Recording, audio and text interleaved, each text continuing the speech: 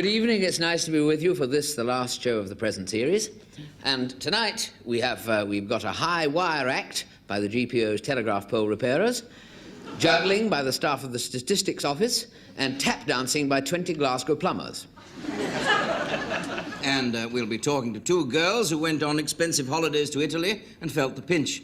And now the news. A man was fined £500 at Stevenage today for forging rare birds' eggs. He told the court he bought supermarket eggs and painted speckles on them. Staff at the Natural History Museum became suspicious after he sent them a box of 6 medium-large golden eagle's eggs and a tawny owl's egg stamped Tesco. There was a garden party at Buckingham Palace this afternoon. 33 gardens attended, along with 7 cabbage patches and a rockery. But Percy Thrower's compost heap was refused admission. On the island of Skye, the unemployment figures for last month were 1. As the island has no unemployment clerk to pay the unemployed man, they gave him the job of unemployment clerk. This month's unemployment figures dropped dramatically. They are now nil. However, said an island spokesman, as the unemployment clerk now has no one to pay, they will have to sack him. And now the weather. Reports are coming in of a freak tidal wave in Birmingham, mountain avalanches in Norfolk, 6-foot snowdrifts in the North Sea, and a very good party at the Met Office. There was a row at the Miss Silver Screen beauty contest when contestants were asked to remove the top half of their bikinis after allegations that their bras were padded. Miss Susan Hampshire said people were making mountains out of molehills. And Miss Barbara Windsor said she would be letting down her supporters. And Twiggy flatly refused. Miss Raquel Welsh, however, agreed to remove her bra, and in doing so, knocked out all the other competitors.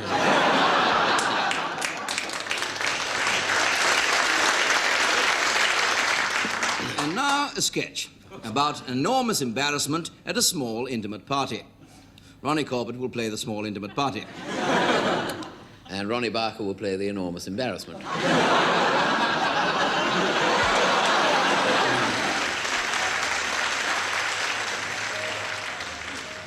Hello, George. Nice to see you. Have a sausage roll. Oh, I'm sorry, a cheese straw. Oh, bless you. I'm awfully sorry, awfully sorry. Just that whenever anyone mentions food, I sneeze, you see. Oh, dear. Oh, dear, I'm sorry about that. Have a little drink. Thanks so much. Drink to your better health. Yes. Little toast. Sorry. I'm sorry. Oh, dear. Oh, I said toast. It's all right, it's fine. I'm quite used to it, really. Tell me, how's your golf? Oh, very, very, very good, actually. I played Addington yesterday. Yes. Wonderful greens. I'm sorry. It's all right.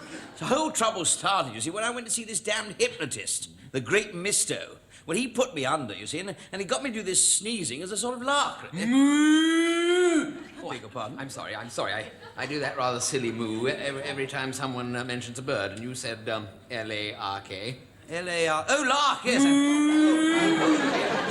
I'm sorry. You see, I went to the great Misto, too, and he hypnotized me as well. You know he's coming to this party, No. don't you? That's why I'm here. Well, the first damn thing he can do is to cure us. Certainly, yes. And in the meantime, we'll just avoid mentioning food and birds. Yes, quite.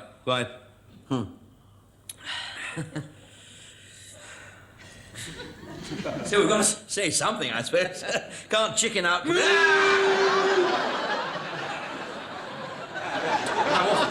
Look, I tell you what we'll do. We'll get someone else over here and we'll talk to someone else and forget all about it, all right? Good idea. Right. Robin! Oh, I'm sorry. Picked the wrong chap. I'm awfully sorry. Hello, Robert. No, it isn't Robert. Yes, Robert. But I was just saying... Well, just be Robert for the minute. Would you? This is Robert. This is Henry. How do you do? Robert Swan.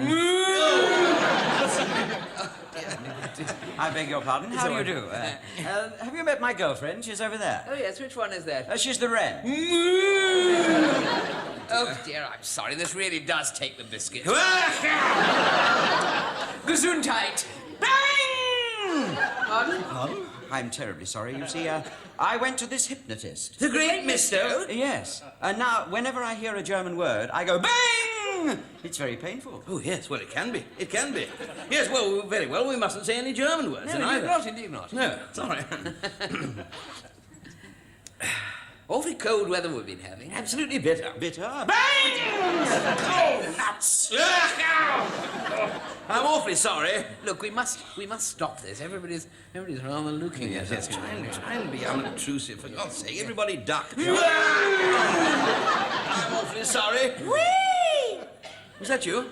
Are you all right? Oh, dear, well, you see, I went to this hypnotist. Well, the great Misto? Yes. And whenever someone says sorry, I go wee.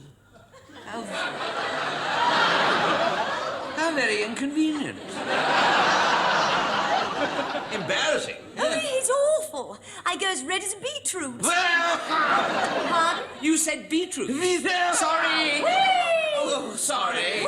Oh, sorry. No, we must stop all this. Right. Look, from now on, there's no apologies, no German, no food, and no birds, all right? No, Right. Right, good, simple. Piece of cake. Sorry. No, I'm not. Please, we must look. Everybody's looking at us. Try and hold a normal conversation, would you? Yes. How many children do you have? 9. 9. Sorry. Oh, sugar. Why don't you all shut up? Why don't you keep your hair on? Ah, my friends, I've come to say goodnight. The great Mister! He's been here all the time, the swine. You can cure us. I'm afraid I haven't time. You see, my plane leaves in just 1 hour. Where are you going? I'm off to Turkey. So sorry. Oh. Auf Wiedersehen.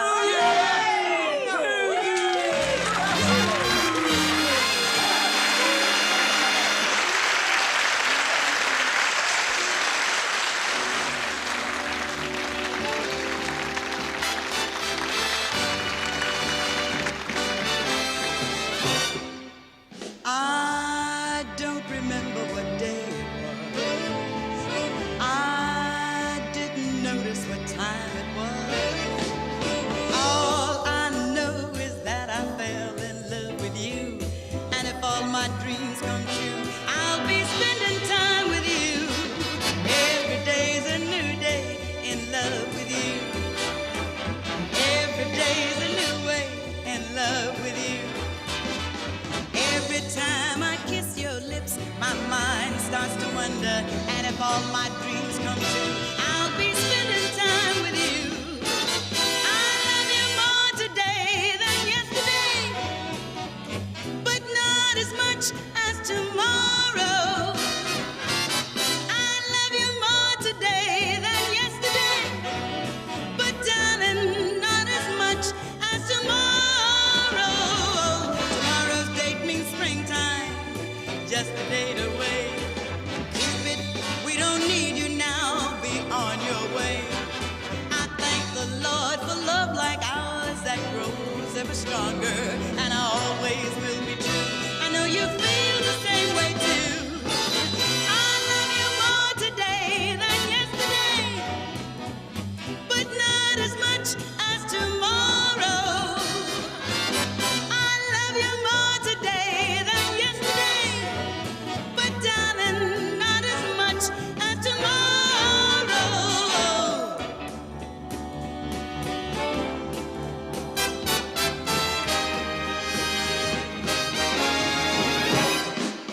Every day's a new day, every time I love you. Every day's a new way, every time I love you. Every day's a new day, every time I love you. Every day's a new day, every time I love you. Oh, yeah.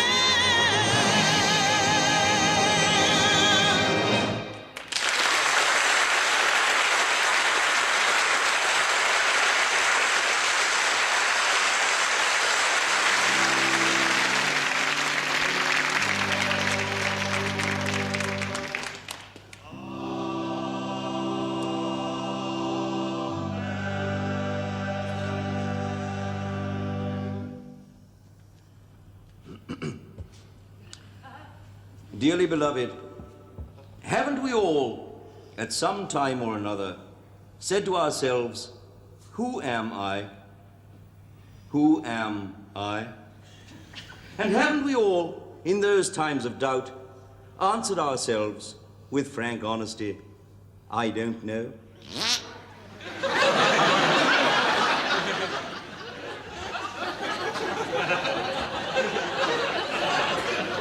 I don't know. 3 words which we've all said, you and I, which somehow seem to sum up the confusion which confronts us all. And it's no good, you know, at these times of confusion, pretending that we can go it alone, is it? It's no good. Nor's your sermon, mate. You're a raving idiot.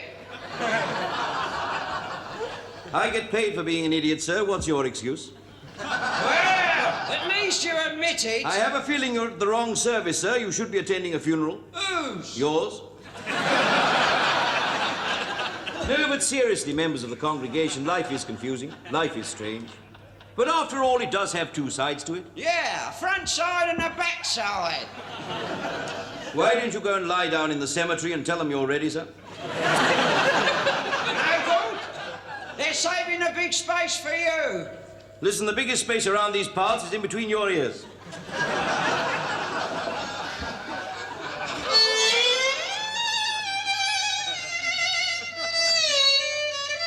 But people are funny, ladies and gentlemen. People are funny. In fact, people are funnier than anybody. Now, take my wife, please. My wife's a very funny woman. My wife's a very funny woman. She phones me up specially so she can hang up on me. My wife sent me to the doctor because she thought I looked ill. You never looked better in your life, whenever that was. There's a bus leaving directly after the service. Be under it.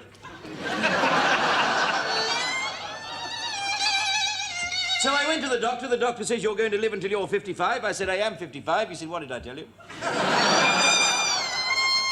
No, but my wife, she's an amazing woman, amazing woman. I treasure every moment we're apart. They say that beauty is only skin deep, and it's people like her who keep saying it. I had this cardinal come round for tea the other day. My wife opens the door. She said, is that your wife? He said, is that your wife? He said. I said, you think I'd employ a maid that ugly? You're lucky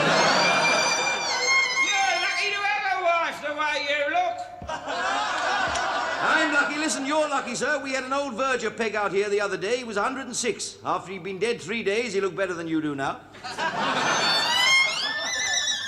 There's this Jewish-Japanese chap living in Tokyo, you see, and it's wartime. He walks into the recruiting office for kamikaze pilots. The guy there says, why do you want to be a suicide pilot? He said, it's a living.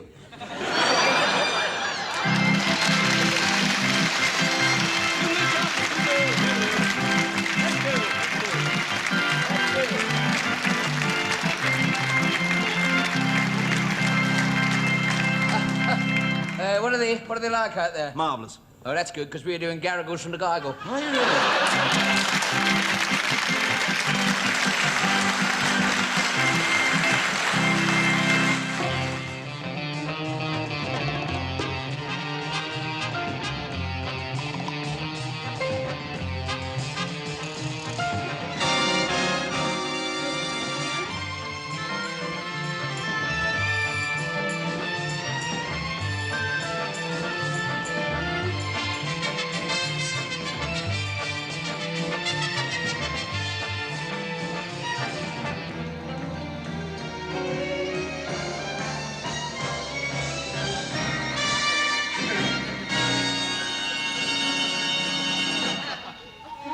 The final act in the terrifying saga of Grimston Grange was about to unfold itself. Piggy Malone, the pitifully boring, overfed private eye, and his equally pathetic underweight assistant, Charlie Farley, had at last come face to face with the homicidal maniac who had murdered 10 people in 6 days. A new British all-comers record. The fiendish Professor Amos Brimston held them at gunpoint while he indulged in an orgy of self-confession, a popular pastime amongst murderers the world over. There seemed to be no escape. One slim chance lay open to Charlie. It was just possible that the Professor hadn't seen him. It was a risk he had to take. Yes, I did it. I killed them all. Partly because of the money, but mainly simply because I enjoyed killing them. I've always wanted to know what it felt like to kill someone. Now I know. It's a nice feeling, Malone. You want to feel bloody head? That gun's not loaded. You think not?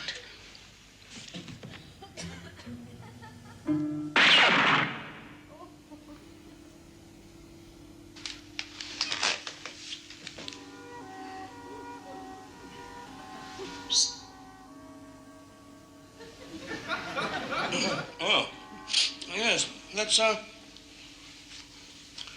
very nasty hole you've made there, Professor. Very nasty indeed. If someone had been sitting in that chair, that could have been very nasty.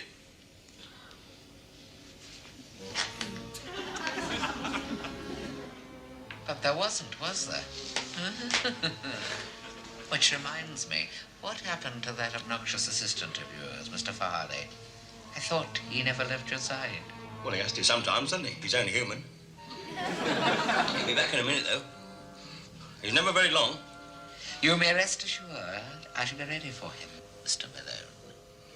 But the door's behind you, my dear Professor. Okay. What's that? Right, Professor. It's you against me. We'll just see who can run the fastest.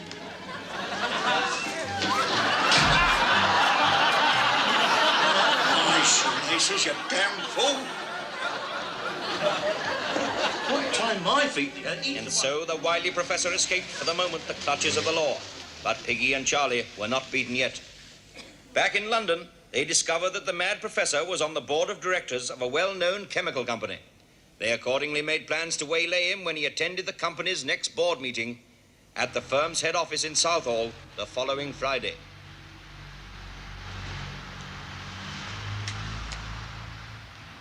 They rendezvoused at the head office the day before and finalized their scheme.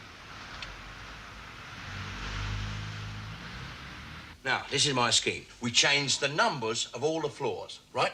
So that when he gets in the lift and comes up to the 14th, he'll get out and see it marked the 15th. So he will naturally go down one flight of stairs to the 13th floor, which is unoccupied, and we'll be waiting for him. Why change all the numbers on all the floors? Well, in case by chance he gets out the wrong floor, he'll still be confused and he'll get back in the lift and start again.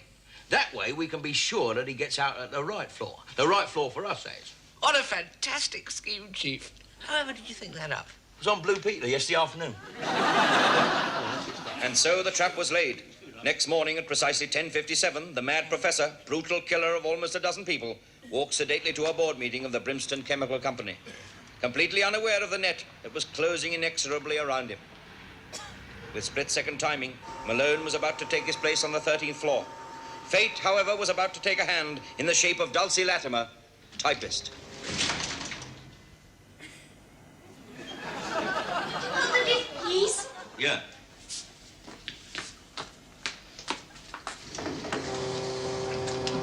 Seventeenth, please. All the way.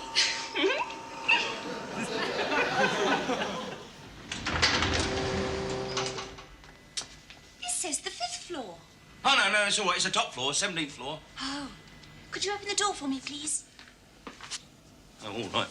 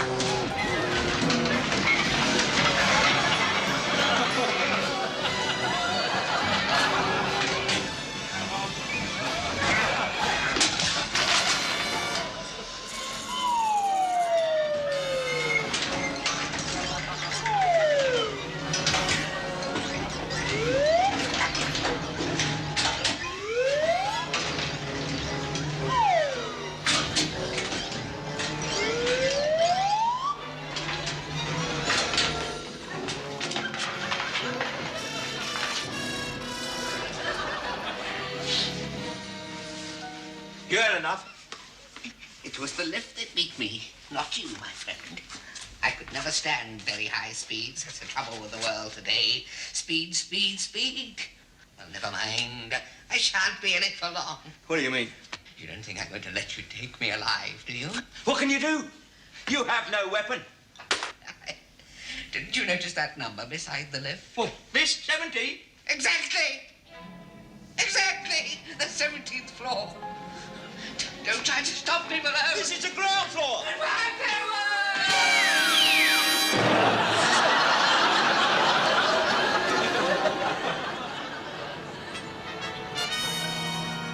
That's him, lads. Come on, let's move in.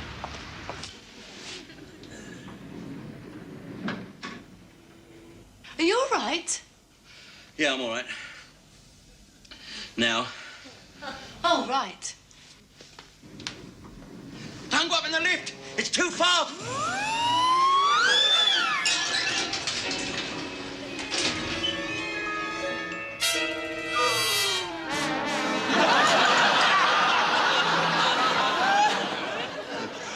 But you know, what I still don't understand is how the professor managed to appear to be killed right at the beginning of the case, and then to conceal himself in the house without being spotted by the servants. Simple.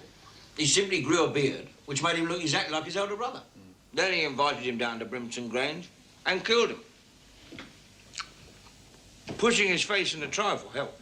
And of course, the brother was deaf and dumb as well, you see, which made it a lot easier. Well, anyway, I'm glad you managed to clear the whole thing up. It was a messy business. Well, I suppose I'd better get back to the yard. Lots to do today. All those apple boxes to shift. Can I leave my coat here, dear? Yeah. Oh, Daisy, What now? save me a bunch of your bananas, would you? Righty-ho. Off we go. Woman's work is never done. And so the saga of Brimston Grange drew to a close. Piggy Malone and Charlie Farley were once more about to sink back into obscurity. Once more it was to be the unending, dreary day-to-day tasks of an unsuccessful private eye. Or was it? Yes. We're from this nudist camp. We need protection. Against what? Pickpockets. I'm getting me things pinched every day. Oh, that's nasty. One thing was certain. There would be very little sleep for anyone that night.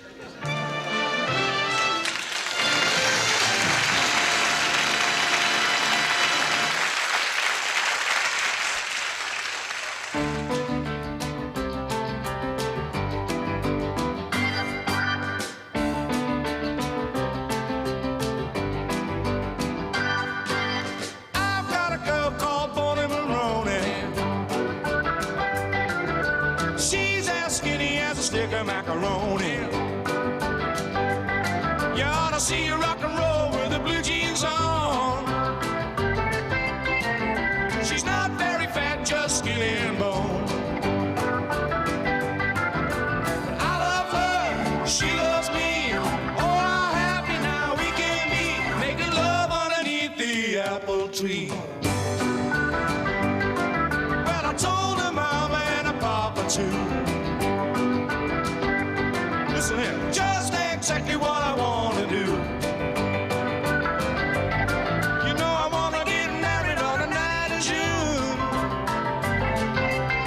and rock and roll by the light of the silver ring moon. I love her, she loves me. Oh, how happy now we can be, making love underneath the apple tree.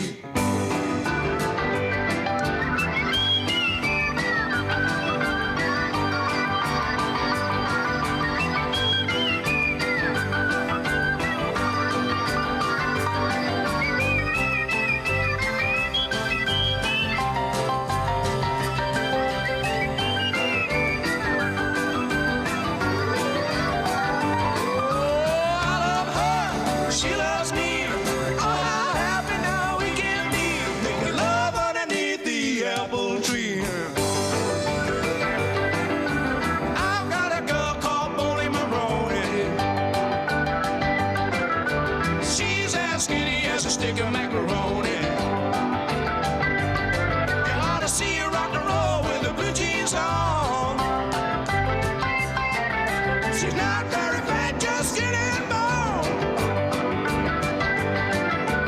I love her, she loves me. Oh, how happy now we can be, making love underneath the apple tree.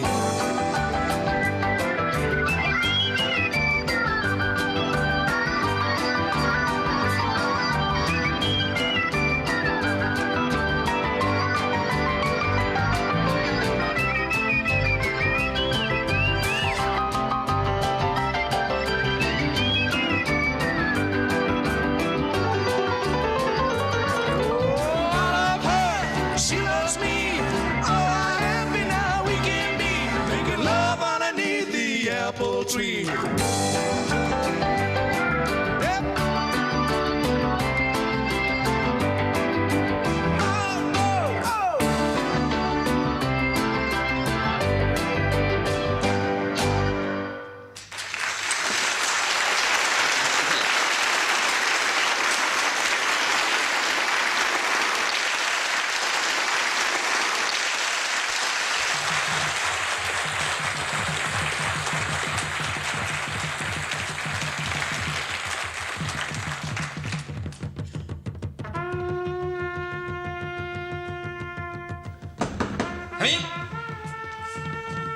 Pardon me, I am Max Trouble of the Herald Tribune. You are the commanding officer? That's right, Mr. Trouble.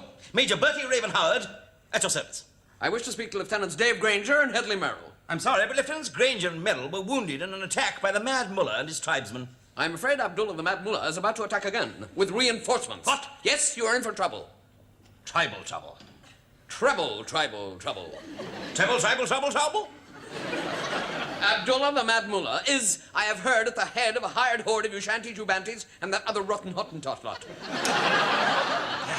The situation is as combustible as Sebastopol. It's a pity I've got to go upriver to deliver a shipment of equipment.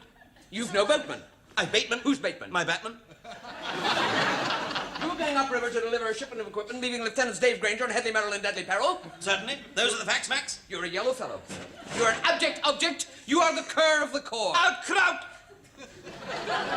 He's talking through his Homburg, that Hamburg humbug. Everyone knows wherever he goes, Max Trouble makes trouble. It's the Mad Mullah and his rebel rabble. Trouble called me a yellow fellow. Shall I yet spite the Yankee lout and brave it? No, I'll get the white hanky out and wave it. Oh, what am I? Yes? Sir, there's been an ambush. An ambush, Wimbush? They've captured Nurse Maud Miller. Maud? Good Lord! Gad, lad. The Mad Mullah mustn't maul Maud Miller. If the rat attacks, we'll be flat on our backs. Snap out of that stupor, Trooper Cooper. Don't flinch, Finch. Quiet, quiet. We'll make that sheik shake the chalk. The enemy will think us tenemy. Shot! Major Raven Howard, Where is he? Good heavens! He's reducing that rebel rabble to a rubble. Oh, what a fighter! I've never seen a fitter fighter, nor a fatter fitter fighter. With one pot shot, he's got that rotten Hottentot lot in the misbegotten butt. They're fleeing, flying, winded, wounded, in complete retreat, winded and wounded.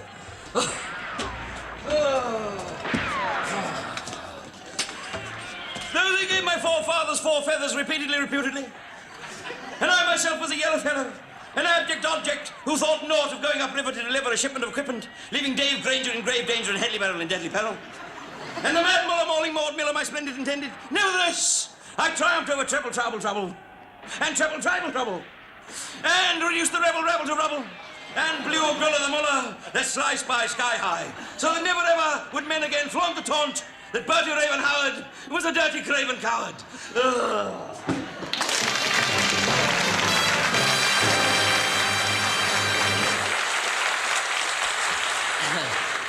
Thank you very much. This evening, I'd like to tell you a very, very funny story about a chap who loses all his money on the horses, which is rather a coincidence because I am thinking myself of buying a racehorse myself as a little sort of publicity gimmick, you know. I mean, at one time of the day, if you became successful in this business, you married Ava Gardner. Now you buy a racehorse. Suddenly, there's nothing to look forward to anymore. Anyway, I was saying to I was actually saying to the producer the other day, do you know, there are people buying racehorses who think that an early morning canter is a Jewish singer with insomnia. And he didn't laugh a lot either. So, now I'm in a bit of a quandary. I mean, at the end of this series, either I buy a racehorse or have a fortnight in Bermuda. Now, I mentioned this to my wife. I mean, the racehorse, not the holiday. No, I'd like that to come as a surprise. I'll send her a card when I get there. Now, at least if I do buy a racehorse, I will be a bit of a novelty. I'll be the only man who has to stand on tiptoe to whisper to the jockey. Anyway, I spoke to her. I spoke to her about this racehorse, you know, as she was getting ready to come to this show, you know, at the time. That would be about a week last Thursday. I said, listen, dear heart. I know, dear heart, you know, does sound a bit mushy, but we haven't been married, you know, very long, and I can't always remember her name. I said, I bet you wouldn't like me to buy a racehorse. Well, she didn't speak for almost a minute, which was rather exciting. Another 8 seconds and she would have broken her own record. She said, whatever, sort of like that, whatever. Whatever do you want a horse for? Look at it, like that. She said, you've already got a dog. Well, I had to explain to her, with the best will in the world, you can't expect a 10-year-old poodle to win the Grand National. Takes him all his time to put his leg up for the Oaks.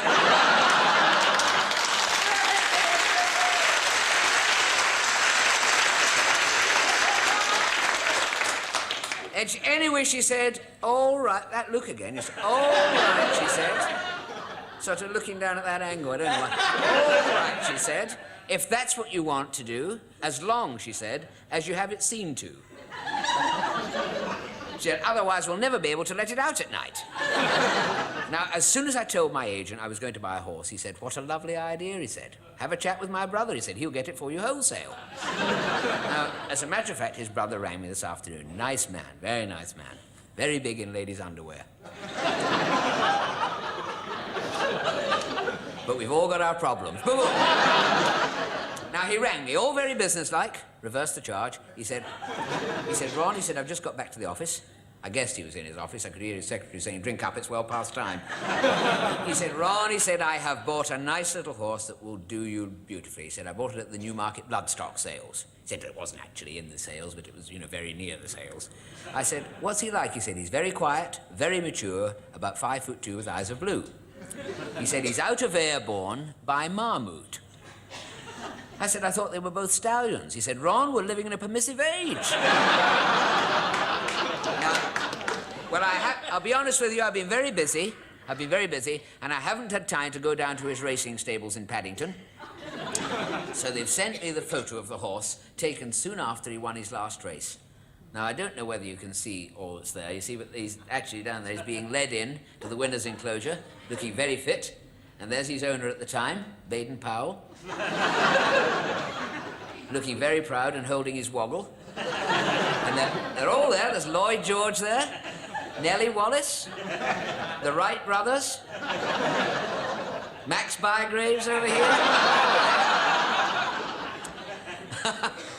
Isn't it amazing how time flies when you're dying? Anyway, to cut a long story short, he wants 5,000 guineas for it. Now, I've offered him 30 bob and he's ringing me back. Can't do that. Now, how did all this start? Ah, yes, I know. Ah, yes, the joke about the chap who was in his betting shop. Now, this fella lost all his wages, did all his scratch, as they say in the racing game, did all his pieces. Now, he goes out of the shop, eyes filled with tears, and he catches his foot on the step and wrenches the sole half off his shoe, you know, and it starts flapping, you know, to and fro. So he flaps his way back to the clerk. He said, look, he said, look at this. I've done all my wages here. Done all my wages in the shop. Yeah, now I've ruined my only pair of shoes and I can't even walk home. The clerk said, oh, that's terrible. Wait here. He said, I'll go get the governor. He said, I can't just get the governor. So the bookmaker comes out and the man shows him his shoes. The bookmaker says, good heavens. Bless my soul. He goes, Then he takes a big roll of money from his pocket, takes off the elastic band and he says, here, put this around it. That'll last you as far as the bus stop.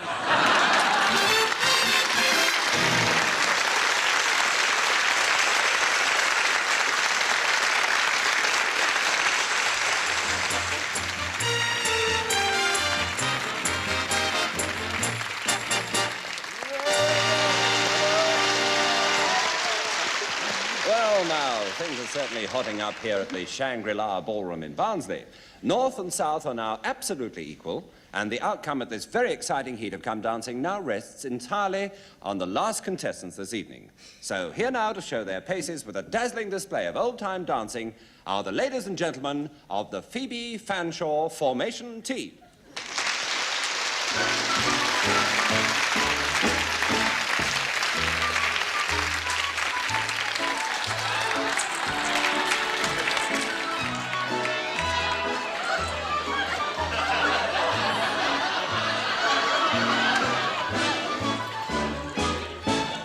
Why in the world did we agree to join this troop, heaven knows?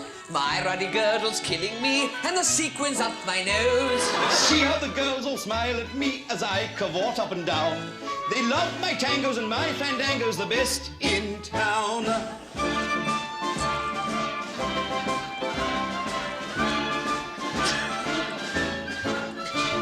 Twist your bodies left and right, although your shoes may pinch and bite. And your dicky front is much too tight. Keep bobbing like a seesaw. The dance gay Gordon's all the day. You twist your wrist and you walk this way. No wonder Gordon's rather gay with a 1 and 2 and 3, 4.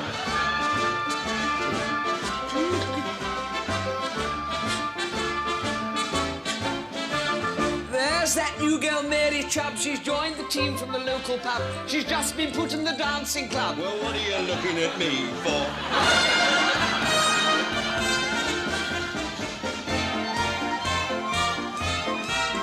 Why, hello there. Do me a favor, keep your eyes off her chest. Hark who's talking, the Neaston Raver. She's had more kicks than Georgie Best. How dare you! I have been untrue, Claude. Only twice since you took my hand. Once with the man from the Prue, Claude, and once with the Joe Lost Band.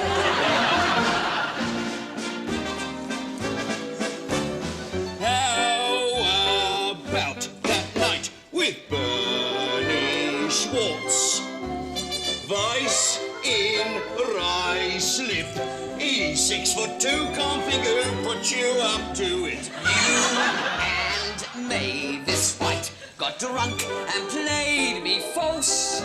What you did on that yacht was decidedly not the St. Bernard's waltz.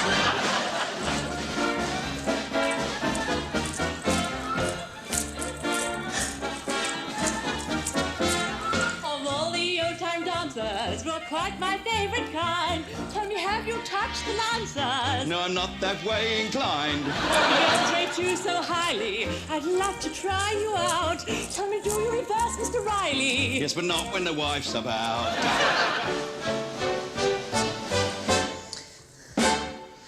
Look at Claude, it's so absurd.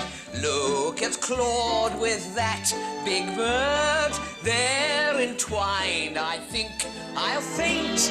Love is blind, but I bloody ain't. Daughter, little daughter, 'cause I'm your man. You're exquisite, come and visit my caravan.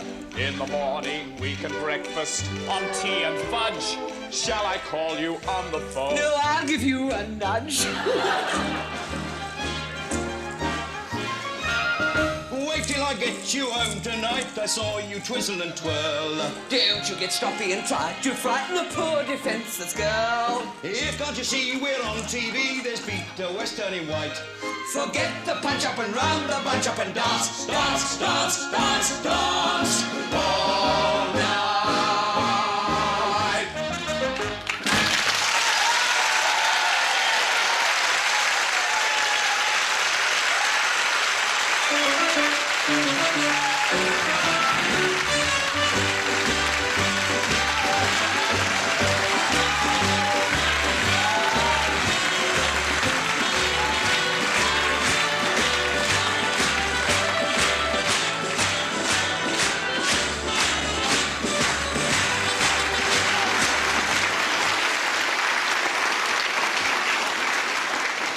Well, that's it for the present series. I'd like to thank, on behalf of Ronnie and myself, Georgie Fame and Alan Price for being a regular guest every week.